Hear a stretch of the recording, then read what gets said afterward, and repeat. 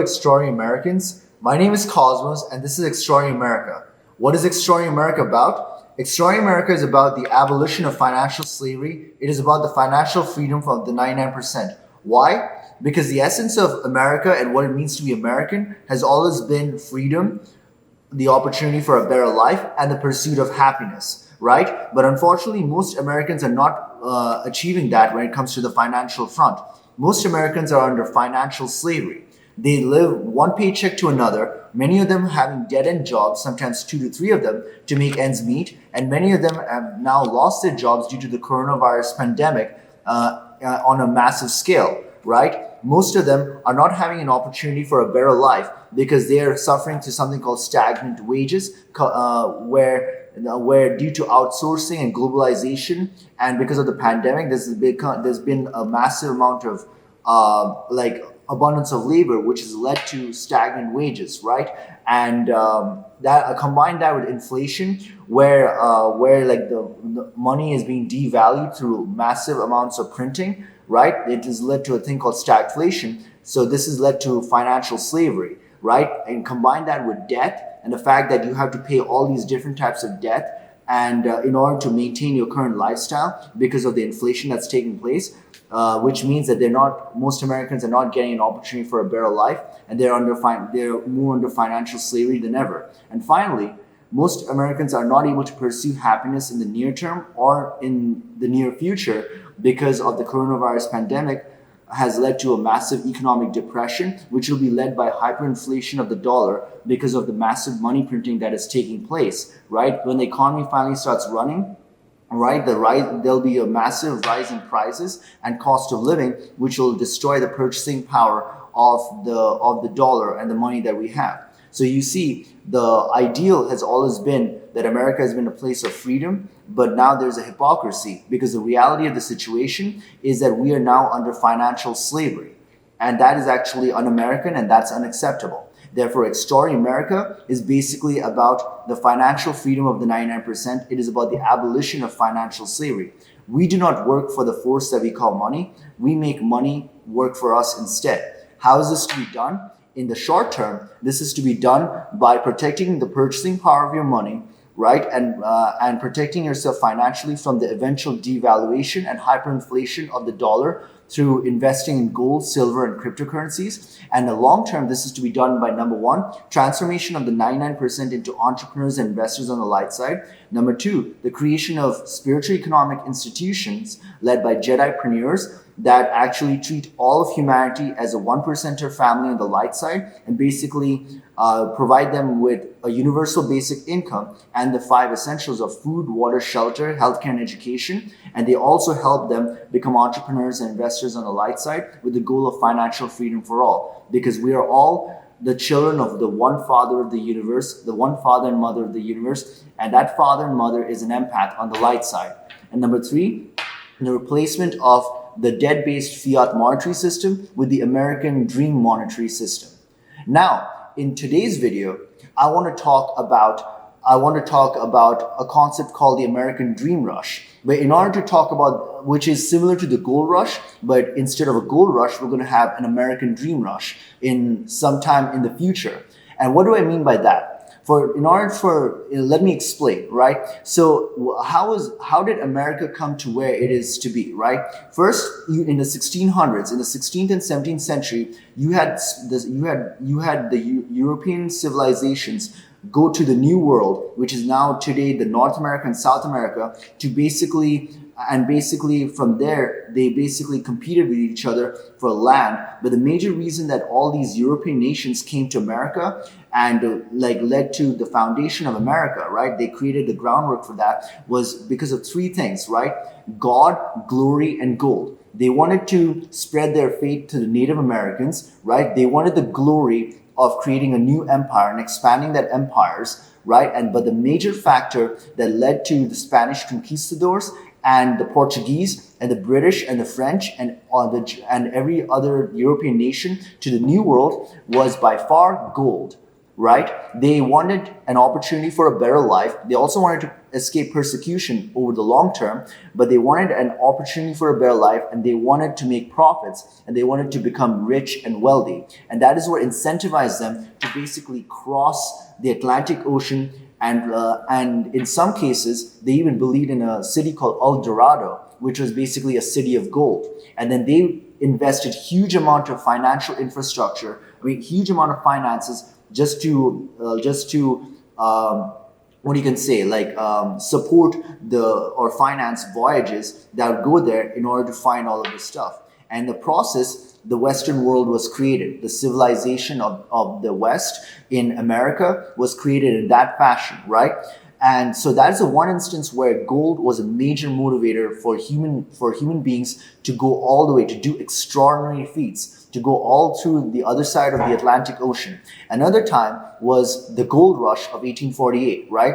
So when California, in the state of California, it was not a state back then, when there were rumors that gold existed over there, about 300,000 prospectors from all over America and the whole world rushed just to go and collect gold. They went over there, and it was crazy, right? Entire cities, towns were created to basically supply the needs of these gold prospectors, right? As California even became a state because of the gold rush of 1848, right? 300,000 prospectors came from all over the world and America. They endured so much hardship. They went to extraordinary feats to transform pure gold from gold ore, right? They had to first extract the gold from the earth, and they had to purify it, and they had to use all these processes, and then they finally got pure gold, right? And in the beginning, it was just simple techniques, but over the period of time, they had to invest massive amounts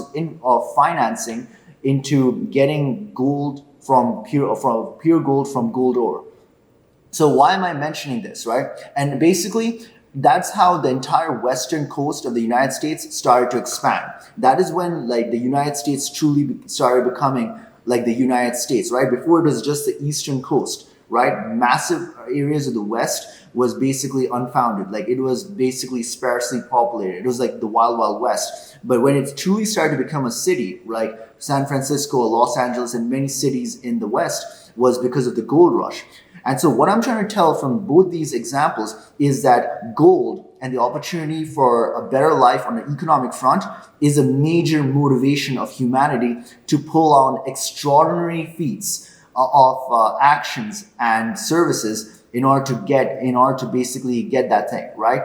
So what I'm saying is that, it's pretty obvious, right? That money is a main motivator, but the extent of that motivation is insane, right? Think about it. Europe going all the way to the New World. They're crossing the Atlantic Ocean. They're risking death. They're practically risking death in order to basically find a better life, right? At those days, they didn't have cars. They had horses and horse wagons for all at that time, right? It would take months to go from the east coast of America to the west coast, but they still did it. They endured massive amount of hardships just to get gold. It was crazy, right? So what is the point I'm trying to make with this, right? What I'm trying to say is that money, ultimately, as we discussed in our previous videos, is like a collective perception. It's a unit of account for value. It is a store of value, and it is a medium of exchange for value. And because we as a society collectively accept this as money, right? We collectively accepted gold as money because we as a civilization have been materialistic for thousands of years. That is why gold was so highly valued, because it is basically a symbol of self-interest and an opportunity to expand for ourselves and for our families. Nothing wrong with that. It is what it is, right? That's what human nature is about, right? But what I'm trying to tell you is that the real value is not gold, right? Because we as human beings look outside of ourselves. But if we put our perception inwards, we realize and we think about what the prophets and all the people of spirituality like Christ, Krishna, or Buddha talked about, you realize what the Father of the universe actually values, you will realize that it is us human beings, the children of God, that are actually the value, right? It is the upliftment of humanity That is the value. When Christ came to earth, when Krishna came to earth, when Buddha came to earth, they did not care about gold or silver or paper money or any of that. Their true value, that the true thing that they wanted to do was please the Father by uplifting humanity. They wanted to uplift humanity, and that is where the true value lied. It lied in service to humanity and the upliftment to humanity, because ultimately that is the one true value. That interconnectedness, that is the true value. And what does that mean in like practical terms, right? In practical terms, so basically what we have established is that an uplifted human being is the actual value, because that's what Christ, Krishna, or Buddha would focus on all the time, right? And if everyone collectively understands that an uplifted human being is the value, it becomes the currency. What is the practical application of that? In America, that translates to the American dream, right? Imagine a world, right? And I'm asking you to just imagine for one moment. Imagine a world where instead of the gold rush, where like 300,000 prospectors went from one place to another, they endured so much hardship, and they basically, in order to convert gold ore to gold. Instead of that, imagine a world where a cryptocurrency is there, which is backed by a social network based on a constitutional democracy with checks and balances, right? And a social network of people to be uplifted and given the American dream. And every time people give 1 year's worth of the American dream to an individual in this social network, right, a coin is created and given to that company or person. Instead of transforming transforming gold ore to pure gold, you're serving a human being in the eyes of the Father of the universe, right, and all his prophets, and giving him 1 year's worth. And in America, it would be called the American dream. The equivalent of that, if we translate it into national terms, it'll be considered the American dream. You give 1 year's worth of the American dream to a person, and then a coin is created. It's the equivalent of transforming gold ore into pure gold. Because what is money? Money is basically a collective perception of what is value, right? And if we collectively perceive that our upliftment is the value, that becomes the value. And especially, this is what the Father basically perceives as value, and henceforth that becomes the value, right? So imagine a world where there's actually, instead of a gold rush, there's an American dream rush, where hundreds of thousands of people are just rushing to give, to uplift humanity instead, right? They're giving people the American dream, 1 year's worth of the American dream. At the end of that 1 year's worth of service to the person in the form of giving them the American dream, a coin is created instead. Think about how the world would change, or how America would change. Basically, poverty would be eradicated right then and there. Because you know why? Take human nature as a river, right? Human nature and their desire for money, recognition, name, fame, and all that as a river. And then all of the people that are suffering as the crops, right? And what you want to do is you want to create an irrigation system where you take human nature, the river of human nature, and you redirect it to the crops, right, of human beings that need to be uplifted, right? And I'm telling you, once a monetary system is created, where the dollar is pegged to an American dream coin, right, and it's basically an American dream system, you basically have human nature redirected towards the upliftment of humanity.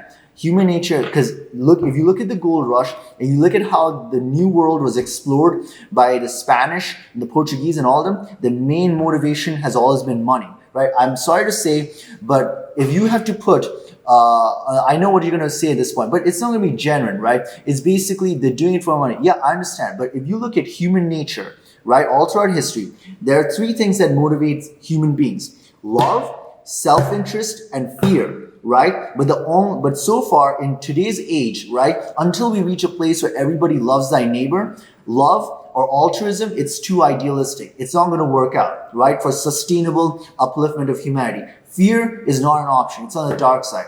The only thing that can get people of their own free will to go and uplift humanity is that they see that it is in their self-interest to do so. They get an opportunity for a better life, and nothing does that more than understanding the force that is money, and understanding that it is the Father's perception that of an uplifted human being being money that actually truly matters. That you are the value, you are the money, you are the gold, and you've always been the silver, right? In the eyes of God, I mean, or like the father. I mean, I think of it in a very in a scientific sense, right? But yeah, that's the bottom line I'm trying to tell you, is that we redirect the river of human nature and its desire for self-interest towards and like create an irrigation system for the crops of like human beings that have to be uplifted, and all of a sudden all these human beings will be uplifted because now it is in the human being's self-interest to do so.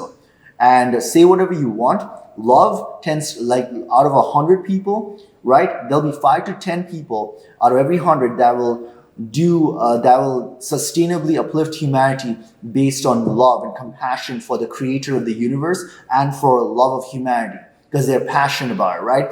But then the vast majority of the people will do it because it is in their self-interest to do so.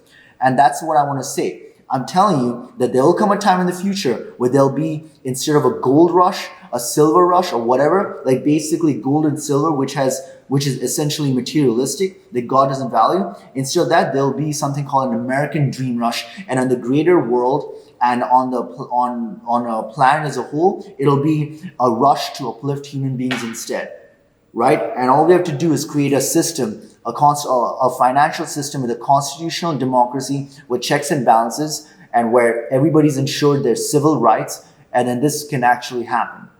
Well, that's what I wanted to tell you for now. I wanted to tell you how powerful human nature and self-interest is, and how if you manage to redirect it towards the upliftment of humanity, which is the basic purpose of like every single prophet or person on the empath on the light side that ever came to earth. They always talked about uplifting humanity, and it's the right thing to do. But unfortunately, you have to be practical about it. We can't be idealistic. And the practical reality is human nature is too narcissistic and based on self-interest. They will uplift humanity when they believe it's in their self-interest to do so in a sustainable, systematic way.